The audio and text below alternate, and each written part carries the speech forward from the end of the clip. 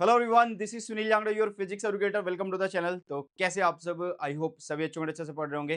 तो आज इस वीडियो के अंदर हम करने वाले यार इक्वेशन ऑफ मोशन जो होती हैं उनको करेंगे कैलकुलस मेथड से। हाँ, ये भी अब की बार सिलेबस में है, लास्ट टाइम नहीं थे बट अब की बार है, तो इसलिए अलग से इसकी एक 15-20 मिनट की वीडियो मैं आप लोगों को दे रहा हूँ ताकि आपको ये चीज जल्दी से समझ में आ जाए। ओके, ऑलरेडी चैप्टर मैंने करवा दिया है, उसके अंदर ग्राफिकल मेथड से मैंने इस चीज को करवाया था, तो कैलकुलस मेथड से भी हम करवा रहे हैं भाई। छोटा सा वीडियो है तो एक ही बार में देख लेना और आपका ये टॉपिक कंफर्म हो जाएगा, पक्का हो जाएगा, ठीक है।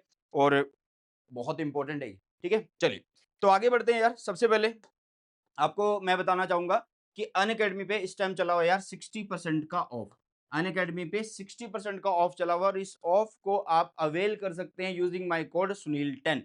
तभी आप लोगों को ये ऑफर जो है मिलेगा। लिंक डिस्क्रिप्शन में है बैच का मेरे। तो आप लोग बैच में मेरे साथ पढ़ सकते हैं। क्यों पढ़ना चाहिए? वाईटी के ऊपर नहीं पढ़ाओगे क्या भाई? सब कुछ आएगा वाईटी के ऊपर भी और सब कुछ होगा आपका स्पेशल क्लासेस में भी, बट एक सिस्टमेटिक वे में लाइव क्लासेस के थ्रू डेली एक बढ़िया वाली फील लेनी है फिजिक्स की। तो भाई साहब आपको ज्वाइन करना चाहिए प्लस बैच, ठीक है। तो उसके लिए भाई अभी ऑफर चला हुआ है बढ़िया वाला। नोट्स आप लोगों को मिलते हैं कहाँ पे? प्लस क्लासेस में। लाइव क्लासेस में आप बातचीत कर सकते हैं यार, है ना। टीचर से अपने क्वेश्चन पूछ सकते हैं, मैं आप लोगों को देख सकता हूँ, ठीक है। तो बहुत सारे फीचर है यार, ठीक है। मतलब यूट्यूब पे वो पॉसिबल नहीं है, तो अभी के लिए ऑफर है और लिमिटेड पीरियड ऑफर है ये, मतलब सीमित समय के लिए है। ओके, तो चलिए स्टार्ट करते हैं आज का हमारा टॉपिक, जो कि क्या है बेटा जी?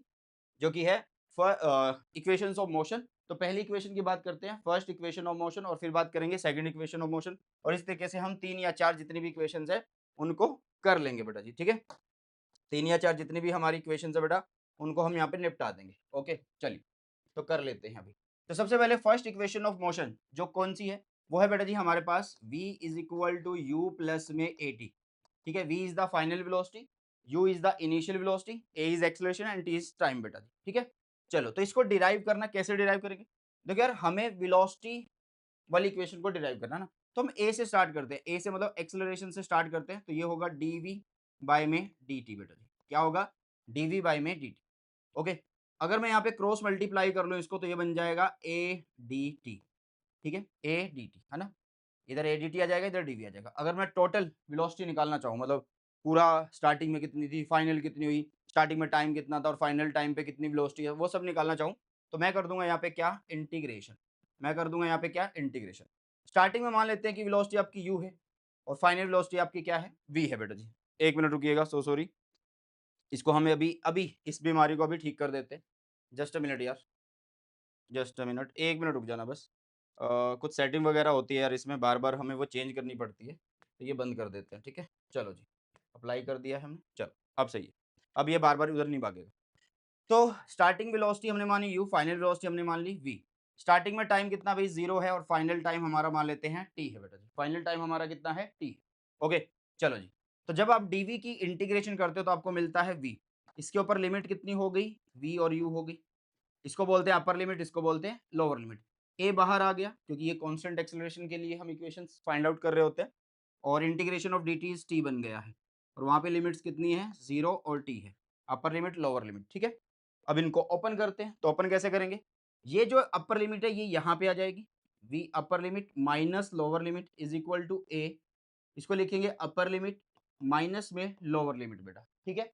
इसके बाद हो जाएगा v is equal to u, उधर भेज दो, और ये हो गया प्लस में ए टी हो गया, ठीक है। तो ये बन गई बेटा जी आपके पास फर्स्ट इक्वेशन ऑफ मोशन। ये बन गई आप लोगों के पास क्या? फर्स्ट इक्वेशन ऑफ मोशन बन चुकी है। v is equal to u plus a t जो है वो आपकी फर्स्ट इक्वेशन ऑफ मोशन है, ठीक है। समझ में आ गई? चलिए, तो दूसरी करते हैं यार इक्वेशन। वो कौन सी है? डिस्प्लेसमेंट वाली इक्वेशन आती है हमारे पास, जैसे कि s is equal to U T plus में हाफ ए टी स्क्वायर होता है, ठीक है। अब ध्यान से देखना, यहाँ वेलोसिटी वाली इक्वेशन थी तो हमने एक्सेलरेशन को यूज किया बेटा।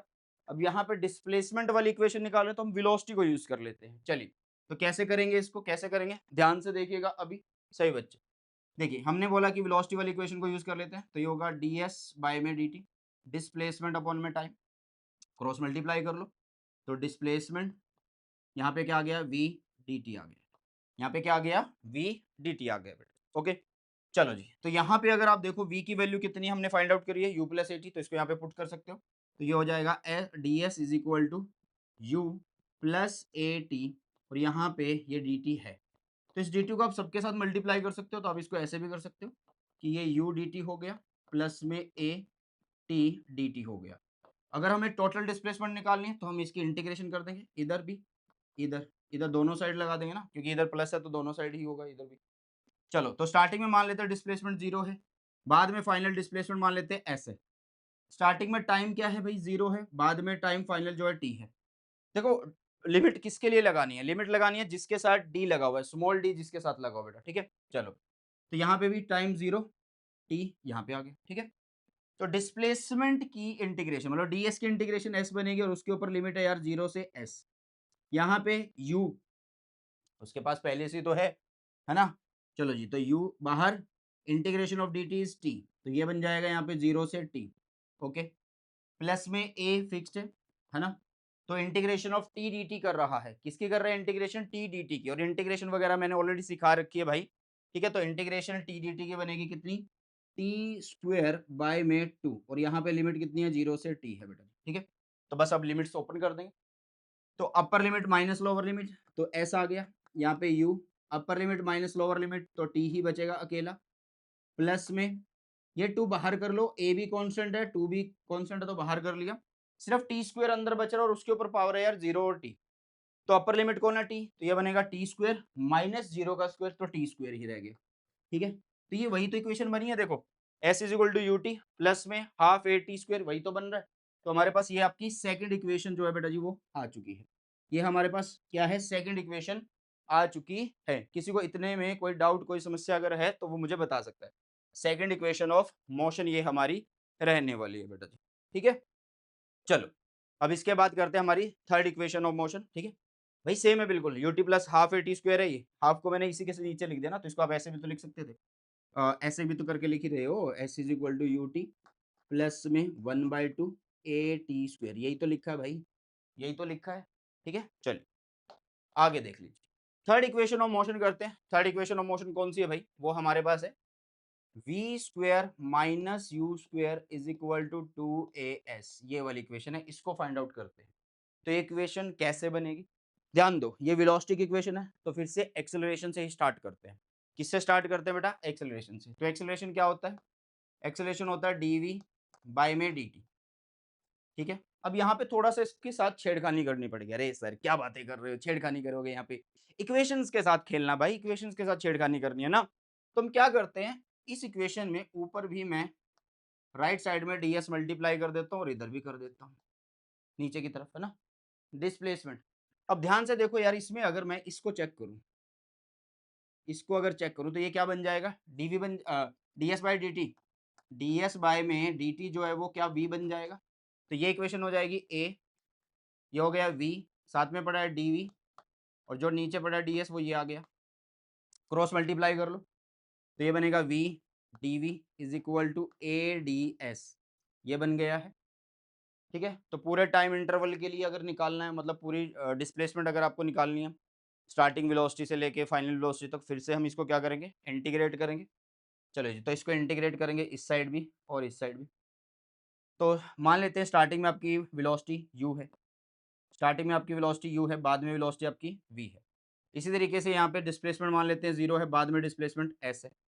तो देखो अब क्या होगा, v dv की इंटीग्रेशन क्या बनती है भाई, v dv की इंटीग्रेशन बनेगी v स्क्वायर बाय में टू, लिमिट्स क्या है u और v है, is equal to a integration of ds, a तो कांस्टेंट है ना भाई, integration of ds is s, और यहाँ पे हो जाएगा u और ये हो जाएगा v, ठीक है। ये क्या हो जाएगा, v हो जाएगा, ठीक है। चलो बस अब हो गया काम।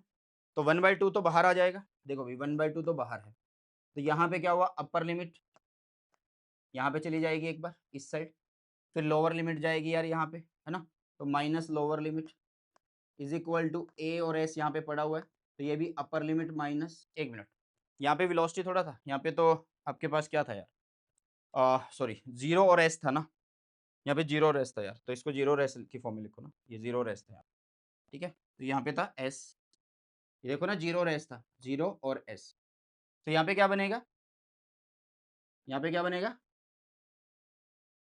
एक मिनट रुको, ये बन जाएगा ए एस माइनस जीरो बनेगा, ठीक है। तो इस 2 को इधर भेज देते हैं, तो ये बन गया है v स्क्वायर माइनस में u square is equal to 2as। तो यही तो हमारी इक्वेशन है किसकी, जो हमें फाइंड आउट करनी थी, third equation of motion. v square minus you square, 2 इधर चला गया तो 2 के साथ पहले क्या पड़ा, यहाँ पे a और s पड़ा हुआ है, तो 2as बन गया। यही तो था भाई हमारे पास। क्लियर है, चीजें समझ में आई है? जल्दी से बता दो यार फटाफट से सभी बच्चे। इतनी चीजें मेरे ख्याल से सभी को समझ में आ गई है। ठीक है, चलो तो अभी करते हैं यार फोर्थ इक्वेशन ऑफ मोशन को। ठीक है, इससे पहले हम 3 इक्वेशन कर चुके हैं, अब करते हैं चौथी इक्वेशन। चौथी इक्वेशन मतलब आप अगर आप 3 कर जाते हो तो गलत नहीं है, चौथी जो है वो अलग से आती है ना। मतलब ये nthवें सेकंड में हम कितना डिस्प्लेसमेंट कवर कर रहे हैं उसके बारे में बात करेगी। मतलब 60 सेकंड आपको दिए तो 60 सेकंड में आपने डिस्टेंस कवर किया, डिस्प्लेसमेंट। 59 सेकंड दिए मींस 59 सेकंड आपको दिए, और मैं फिर बोलूँ कि 60वें सेकंड पे डिस्प्लेसमेंट बताओ, तो आप 60 वाले डिस्प्लेसमेंट को माइनस कर दोगे 59 वाले डिस्प्लेसमेंट से, है ना। मतलब 60 वाले में से माइनस कर रहे हो 59 वाले को, तो आपको लास्ट सेकंड का आपका डिस्प्लेसमेंट आ जाएगा ना।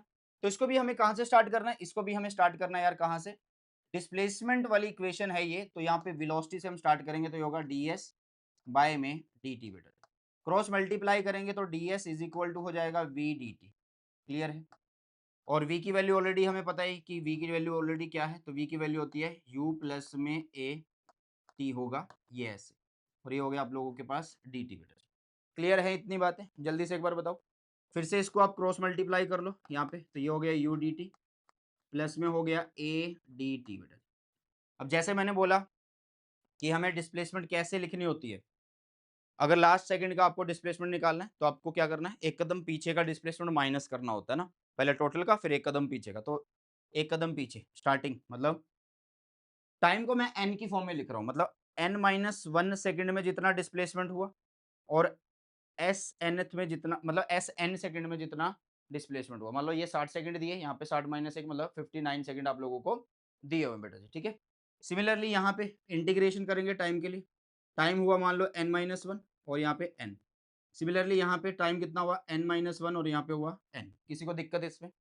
भाई टाइम एक कदम पीछे लेके चल रहे हैं ना हम, टाइम एक कदम पीछे लेके चल रहे हैं, तो इसकी जो इक्वेशन आएगी, ठीक है, ds की इंटीग्रेशन s, उसके ऊपर लिमिट है S N th minus S N minus one, not N th, S N minus S N minus one, तो ये हो जाएगा सीधा सा एस एन एथ में डिस्प्लेसमेंट आ जाएगी। ठीक है, u को बाहर कर लो, इंटीग्रेशन dt की करेंगे तो कितना बनेगा t, और t के ऊपर लिमिट कितनी है भाई n, n minus one, plus में a dt की इंटीग्रेशन t कितना है यहाँ पे n माइनस वन, यहाँ पे है n।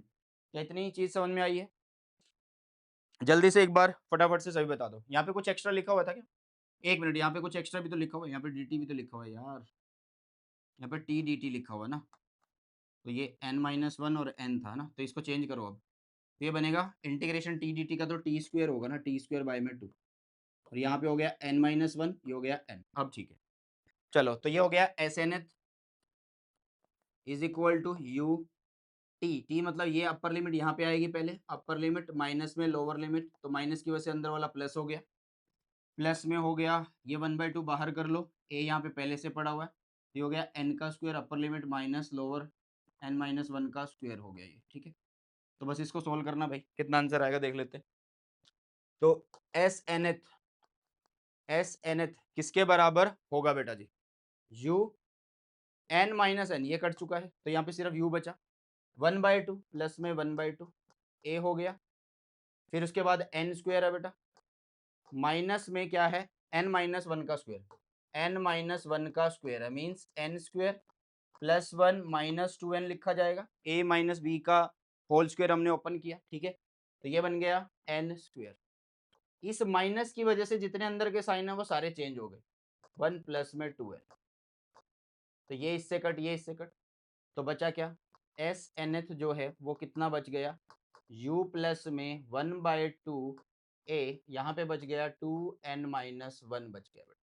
यही हमारा एस एन एथ का डिस्प्लेसमेंट है बेटा, यही हमारा एस एन एथ का डिस्प्लेसमेंट है। चेक कर लो एक बार, u प्लस में a/2 या 1/2 बोलो 2n माइनस वन। ठीक है, तो ये इक्वेशन है बेटा जो आपको आनी चाहिए, और ये कैलकुलस मेथड बहुत ज़्यादा इंपॉर्टेंट है, पेपर में आता है, तो एक बार से देख लेना। चलो इसी के साथ इस वीडियो सेशन को करते हैं समाप्त और मिलते हैं जल्दी से नए सेशन में। सो बाय, टेक केयर, जय हिंद, वंदे मातरम।